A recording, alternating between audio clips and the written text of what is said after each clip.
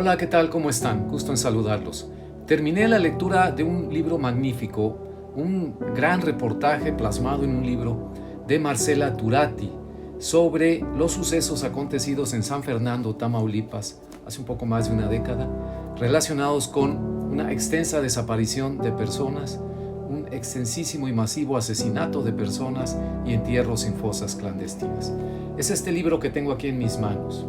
Se llama San Fernando, última parada, viaje al crimen autorizado en Tamaulipas, por la autora Marcela Turati.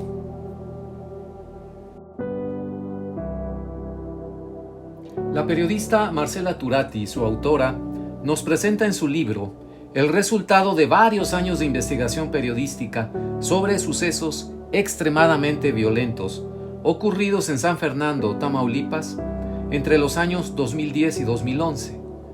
Asesinatos en masa de migrantes centroamericanos y mexicanos, descubrimiento de fosas de entierros clandestinos de personas, una ausencia total de autoridad, y revela ella cómo fue la operación abierta y sin límites de una banda del crimen organizado perteneciente a los Zetas en ese poblado tamaulipeco.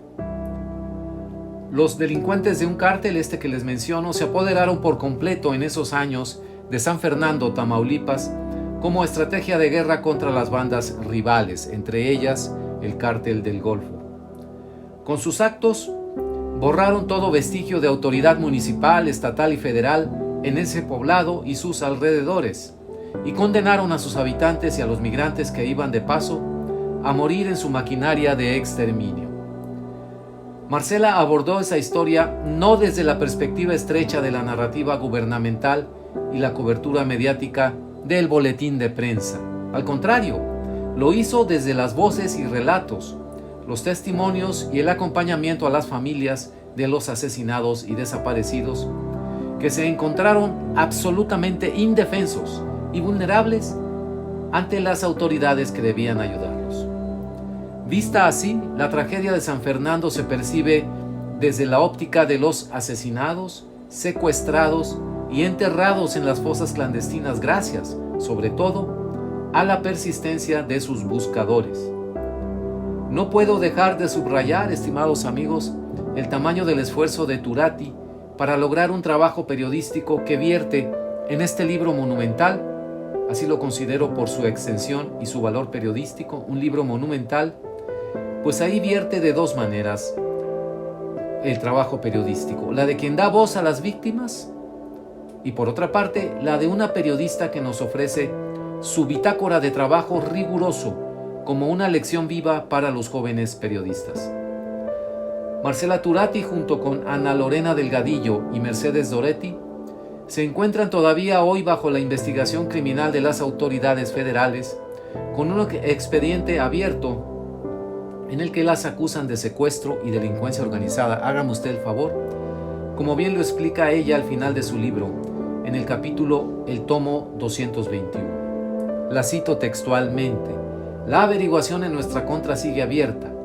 Quienes lo hicieron saben que al desenterrar la verdad, desde el periodismo o las ciencias forenses o la defensa de los derechos humanos, se exhuman también evidencias, las complicidades que permitieron esas muertes, las huellas dactilares de quienes impiden que esas víctimas vuelvan a casa. Hasta aquí la cita de Turati.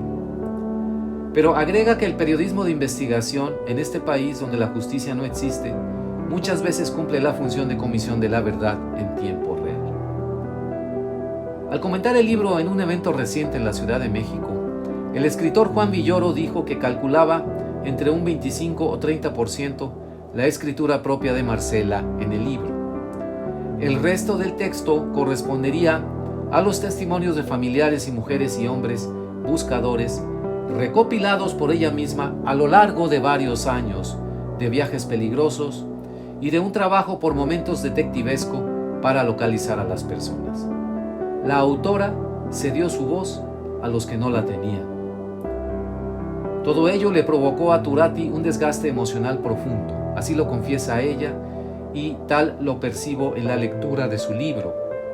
No puede haber distancia emocional ni frialdad analítica después del huracán de visitar las morgues, casas funerarias y sobre todo, las fosas clandestinas con montones de cadáveres.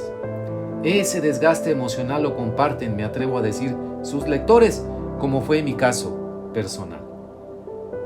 Quizá en algún escrito posterior nos comparta más extensamente Marcela, a manera de ensayo o de memoria, los recuerdos y emociones de su viaje a uno de los extremos del periodismo de investigación, aquel en donde se pone en riesgo la vida misma.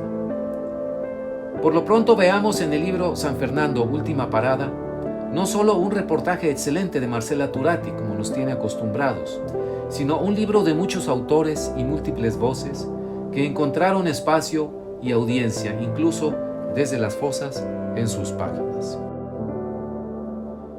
Muchas gracias, Marcela Turati, por este libro, y estoy de acuerdo contigo en una de las frases que recogí de mi lectura. Casi al final del libro lo mencionas.